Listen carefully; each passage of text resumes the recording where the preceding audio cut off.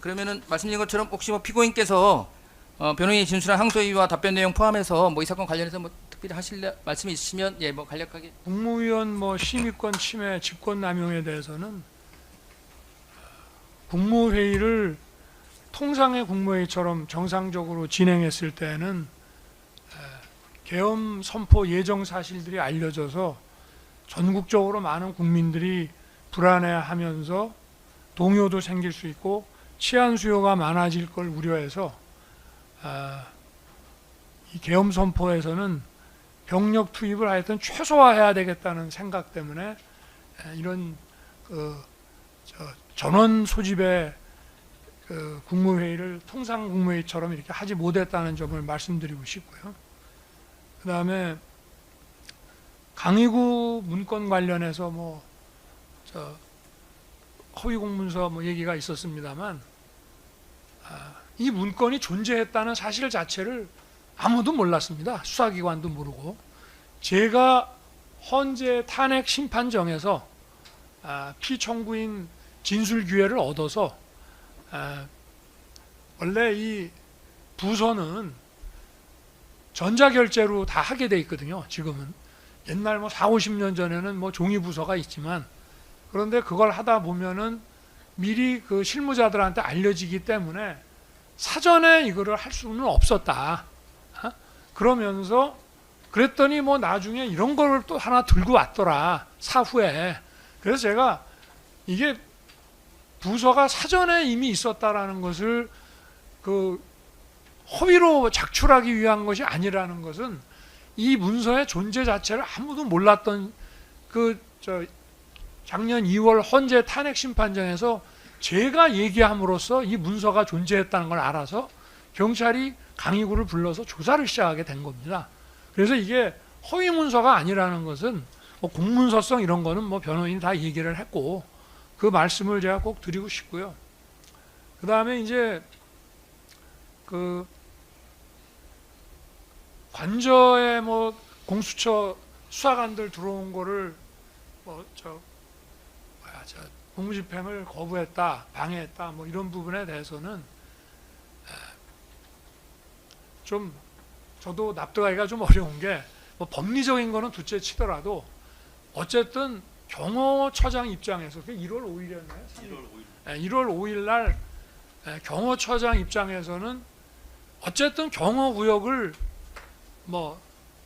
수색영장을 받지 않은 이제 경호구역을 어쨌든 무단으로 들어온 사람을 나가라고 해야지, 그 사람한테 앞으로 좀 더 가면은 이제 시작될 수 있는 수색영장에서 우리가 승낙을 해준다. 그거 자체가 저는 좀 상식에 반하기 때문에 이거는 압수수색영장에서 압수 목적이냐 또는 체포 목적이냐에 따라서 관리자가 거부할 수 있냐 없냐는 학설상이나 무슨 판례상의 이런 논의를 떠나서 아니 대통령 관저고 경호구역을 허락도 없이 막 들어왔습니다. 들어왔으면은 여기서 일단 물러나시오 이렇게 해야 되는 게 당연한 건데, 이게 무슨 특수공무집행 방해라는 것 자체가 좀 제가 법률 지식이 많지는 않습니다만은 재판하면서도 좀 납득이 안 간 부분이었고요. 그리고 비화풍 같은 것도 참, 제가 하여튼 법정에 앉아서 이렇게 법정에서 나온 증언들하고 또 나중에 판결로서 인정된 사실관계가 격차가 너무 많이 나서, 이게 저는 수사 기록을 보지 않았습니다만은 이게 어디에 근거해서 이런 사실 인정이 된 건지, 법정에서 제가 들어보면 이런 사실 인정이 나올 수가 없는데 그런 것들을 많이 느꼈습니다. 그래서 좀 이런 증인신문 조서나 공판 조서에 나와 있는 것들이 가장 1차적 증거로 사용이 된 건지에 대해서 좀 많은 의문을 제가 갖고 있다는 말씀을 드리겠습니다. 잘 살펴주시기를 부탁드리겠습니다. 이상입니다. 예, 알겠습니다. 예, 피고인 말씀까지 잘 들었고요. 그 다음에는 제가 그 절차 진행 관련해서 먼저 통상 양쪽 항소이유 확인했으니까 그 다음 절차로 나가야 되는데, 요것도 이제 오늘 첫 개일이니까 절차 진행 관련해서 간단하게 말씀을 드릴까 합니다.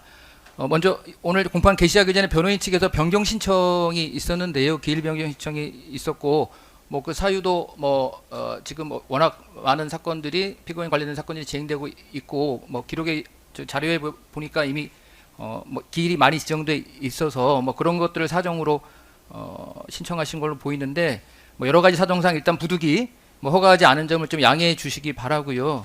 그러니까 아시겠지만 이제 항소심은 뭐 1심과 다르게 1심 판결의 결론과 또 이에 대한 항소유를 중심으로 저희가 쟁점 위주로 일단 진행하는 게 원칙이지 않습니까? 그다음에 이제 이를 기초로 해서 항소심 판단에 필요한 사항에 대해서는 당연히 저희가 충실한 심리를 뭐 진행할 예정입니다. 근데 다만 뭐 아시겠지만 이 사안의 또 중대성에 비추어서 충실한 재판과 아울러 또 신속한 재판의 필요성도 적지 않다고 보입니다. 그렇기 때문에 또 추가해서 또 관련 법에 또 뭐 재판 기간의 규정도 있고 하기 때문에 그 여러 가지를 고려할 필요가 있다는 점도 이렇게 함께 저희가 말씀을 드리고요.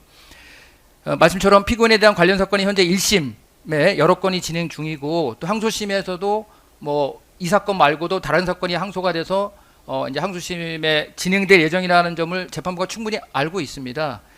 그래서 이제 변호인께서 뭐 그런 부분, 뭐 그건 특검도 마찬가지, 검사 측도 마찬가지인데요. 뭐 검사 측이나 변호인 측이나 저희가 기일 지정에 있어서 혹시 참고할 사항이 있으면 사전에 말씀해 주시면 일단은 최대한 고려해서 기일 지정에 참고하겠다라는 말씀을 드리고요.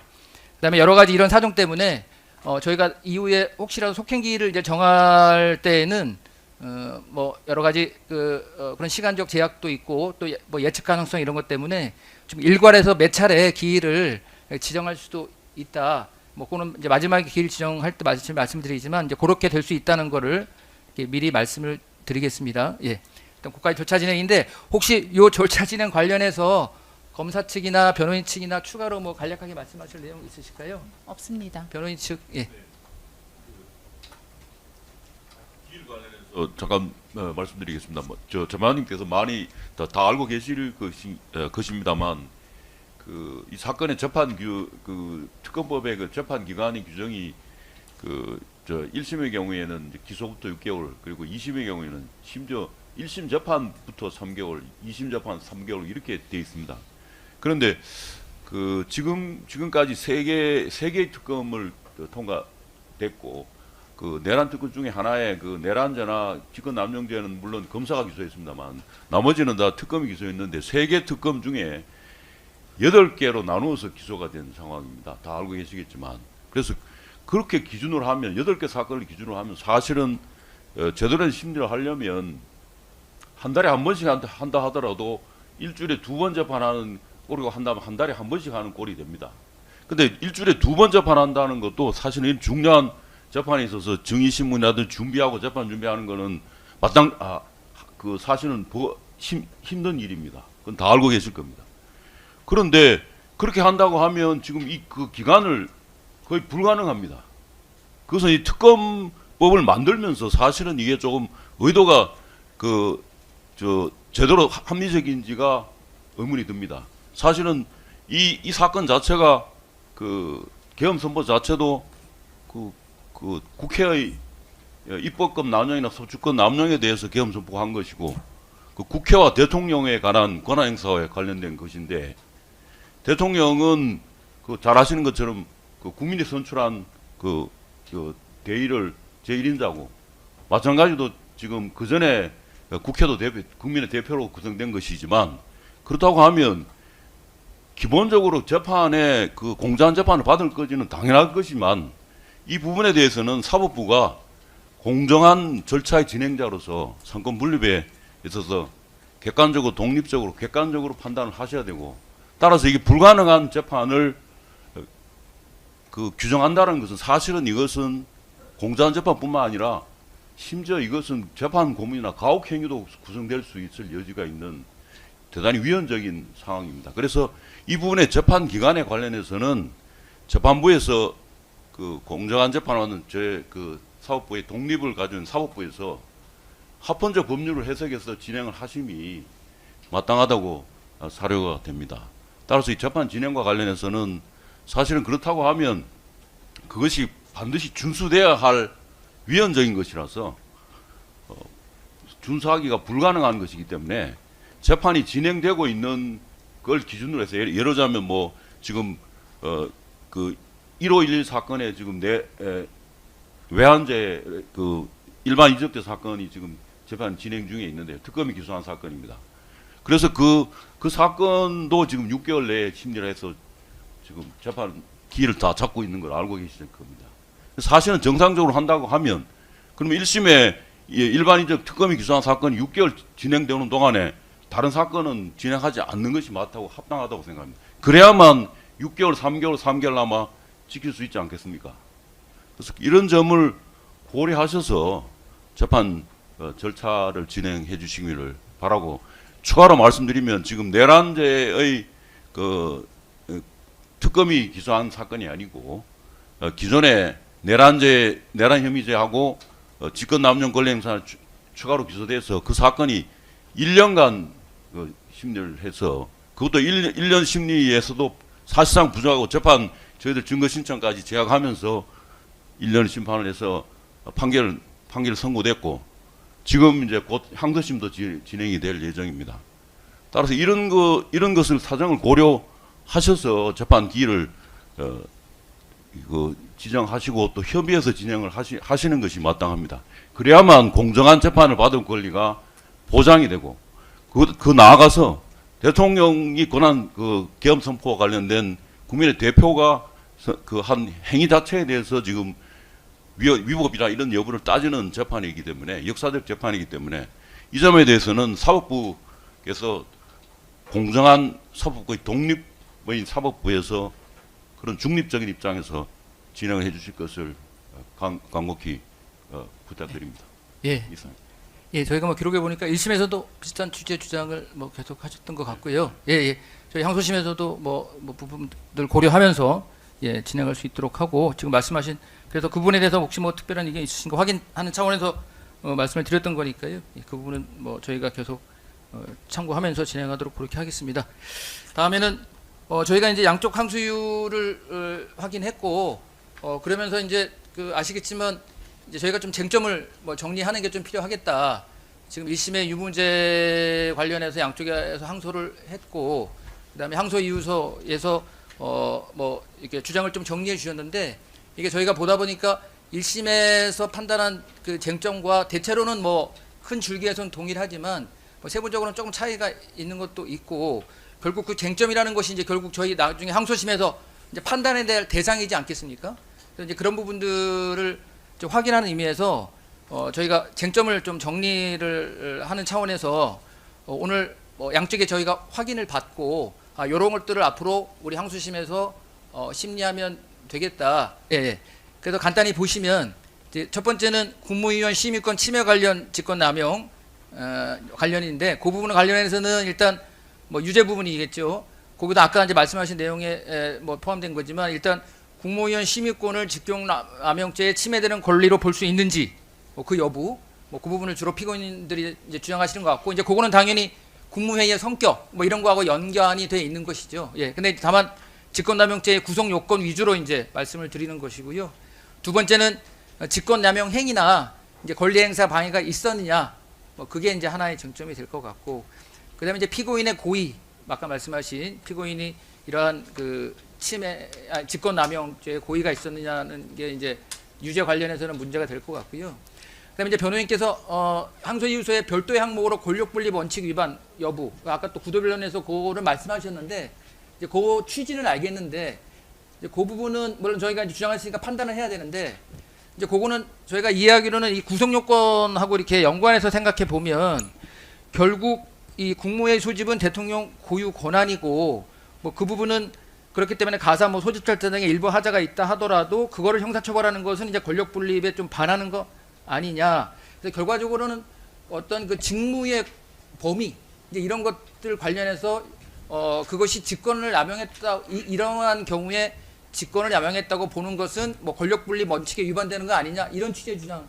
거기서 지금 권력 분립 원칙이라는 건 조금 상세히 전제 요건으로 그 대통령의 77조 계엄 선포권 자체가 그 대통령의 고유 권한이기 때문에 예. 거기서 출발합니다. 그러니까 그것이 직권남용의 구속요건 관련해서는 어디에 포섭되는 주장이시냐 이거죠. 구속요건 관련해서. 말씀하신 게 맞아요. 직권의 범위. 예. 그 재판장의 말씀이 맞습니다. 예, 예. 예, 그렇게 생각하시면 되실 것 예. 같습니다. 뭐 직권남용 요건의 권력분립 원칙이라는 건 구속요건이 아니니까요. 예, 맞습니다. 이제 권력분립 원칙이라는 것은 결국 직권남용죄 구속요건 관련해서는 대통령의 직권이라는 것은 이 경우에는 좀 폭넓게 봐야 되고 뭐 그것을 형사처벌하는 것은 결국 권력분립 원칙에 위반된다는 그런 취지로 저희가 이해하면 되겠죠. 남용이 되느냐 안 되느냐. 직권의 범위, 남용의 범위. 알겠습니다. 그럼 거기에 포함해서 제가 같이 판단하는 걸로 하고 그다음에 이유무죄 관련해서는 검사 측에서 무죄 선고된 국무위원 2인에게 실질적으로 뭐 통지받고 출석을 못했을 경우에도 심의권이 보장된 걸로 볼 수 있는지 여부 그 부분이죠. 예, 그렇게 정리하고 두 번째 부서 관련해서는 먼저 이 사건 문서를 공문서로 볼 수 있는지 그게 논리적으로 먼저 이제 공문서로 볼 수 있는지가 먼저 될 것 같아요. 그 다음에 이제 공문서라고 한다면은 거기에 있는 내용이 허위로 볼 수 있는지 이제 그거를 저희가 따지고 그 다음에 이제 그 허위 공문서 작성죄는 당연히 행사할 목적이 있어야 되니까 뭐 그 그러니까 허위 작성죄 자체로도 행사할 목적이 있어야 되니까 목적이 있었는지 여부. 그 다음에 이제 대통령 기록물로 생산된 것으로 볼 수 있는지 변호인은 뭐 대통령 기록물로 생산된 것을 볼 수 없다는 취지니까. 그 다음에 14조에 있는 무단 손상. 지금 보면 이거는 구속요건, 그러니까 검찰이 적용을 기소한 게 13조의 폐기가 아니라 14조의 손상이죠.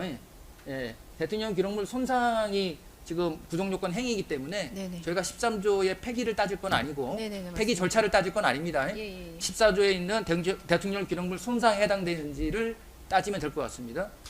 그 다음으로는 형법상의 공용소유에 해당되는지 나아가서 공용소유의 효용을 해함에 해당하는지 이제 그 부분을 주장하시는 것 같고 그 다음에 이 세 개의 범죄에 피고인이 공모했는지 또 각각의 고의가 있었는지 이 부분을 저희가 따져봐야 될 것 같고요.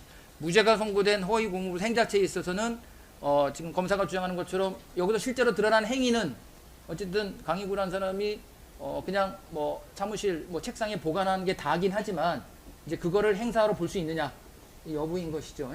그걸 저희가 판단하면 될 것 같고 허위 공보 관련해서는 지금 요 순서는 공소사실 기재 순서입니다. 공소사실 기재 순서 유무죄 판단이 아니라 허위 공보 관련해서는 그 이제 소위 말한 프레스 가이드 피지의 허위성 및 이제 그게 먼저 허위냐 그 다음에 뭐 허위라 하더라도 허위 사실 공보의 의무가 있느냐 뭐 검찰은 그런 의무는 없다는 것이고 그거에 대한 판단을 하면 되는 것이겠죠. 네 번째 비화폰 관련해서는 이제 요건 아시는 것처럼 직권남용이 형법상의 직권남용이 아니라 대통령 경호법상의 직권남용죄인데 이 관련해서 변호인 측에서는 대통령 경호법의 직권남용죄도 결과범으로 봐야 한다라는 주장이신 거죠. 그 부분에 관해서 뭐 그 주장에 대해서 저희가 판단하면 되고 두 번째는 피교사장인 뭐 그 당시 경호차장이라 이런 사람들의 직권남용 행위가 있었는지 뭐 그거는 이제 구체적인 지시 행위나 뭐 이제 뭐 실제 결과를 봐야 되긴 하겠지만 어쨌든 그런 게 있었는지 여부. 세 번째는 피고인이 이제 교사를 해야만 직권남용 교사가 되는 거니까 그런 교사가 있었는지 여부인데 요거 관련해서는 제가 항소유를 보다 보니까 강조하시는 부분이 그러니까 피고인의 그 말한 그 단어 속에 조치라는 말이 들어 있는데 그 조치라는 의미가 뭐 이런 식의 직권남용 교사 뭐 구체적으로는 이제 변호인이 주장하는 건 통화기록 삭제 뭐 이런 걸 주안점으로 말씀하시는데 근데 1심 판단은 통화기록 삭제뿐만 아니라 뭐 수사관이 이걸 볼 수 없게 하는 거로 인해서 이제 직권남용이 됐다는 취지로 판단한 것 같습니다. 그래서 결국 피고인이 뭐 조치란 말을 한 거는 맞는데 그 조치란 말이 이 대통령헌법의 직권남용 교사의 그러니까 교사 행위에 해당되느냐 뭐 그 부분을 저희가 따지면 되겠죠. 그렇죠? 예.